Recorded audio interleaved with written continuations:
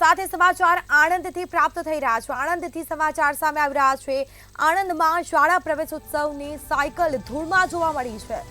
તો સમાચાર આણંદથી પ્રાપ્ત થઈ રહ્યા છે, જેના સીધા દ્રશ્યો અમે આપને બતાવી રહ્યા છે। વર્ષ 2023માં કન્યાઓને વેચવાની હતી સાયકલો, પરંતુ સાયકલો ધૂળમાં જોવા મળી છે। વેચવાની સાયકલો ખુલ્લા મેદાનમાં ધૂળ ખાતી નજરે પડી રહી છે।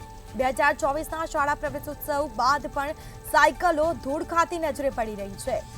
આંકલાઓમાં 800 જેટલી સાયકલો ધૂળ ખાઈ રહી છે। ડ્રોપ આઉટ રેશિયો ઘટાડવા માટે સાયકલ વિતરણ કરવામાં આવે છે।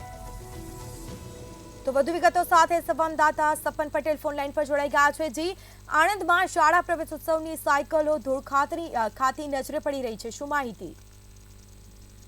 જે ચોક્કસથી જો વાત કરવામાં આવે તો સરકારની યોજના અંતર્ગત શિક્ષણમાં કન્યાઓને જે પ્રકારે સાયકલનું વિતરણ કરવામાં આવે છે તેના માટે સરકાર દ્વારા સાયકલો મોકલવામાં આવે છે, પરંતુ આંકડાઓની અંદર શાળા પ્રવેશોત્સવની સાયકલો ધૂળ ખાતી જોવા મળી રહી છે। જે પ્રમાણે દ્રશ્યોમાં જોઈ શકાય છે કે અંદાજિત 800 જેટલી સાયકલો શાળા પ્રવેશોત્સવ 2023ની વેચ્યા વગર ત્યાં આગળ જ ધૂળ ખાતી જોવા મળી રહી છે। અત્યારે એક તરફ ચોમાસાની ઋતુ છે, જેના કારણે વરસાદ પણ ખાબકી રહ્યો છે અને વરસાદમાં ક્યાંક ને ક્યાંક વરસાદ પડવાના કારણે આ સાયકલોને કાટ પણ લાગવાની ભીતિ જોવામાં આવી રહી છે।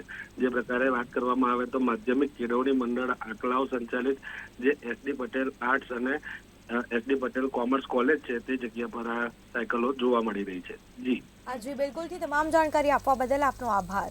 તો વર્ષ 2023માં કન્યાઓને વહેંચવાની હતી આ સાયકલો, પરંતુ ખુલ્લા મેદાનમાં સાયકલો ધૂળ ખાતી નજરે પડી રહી છે।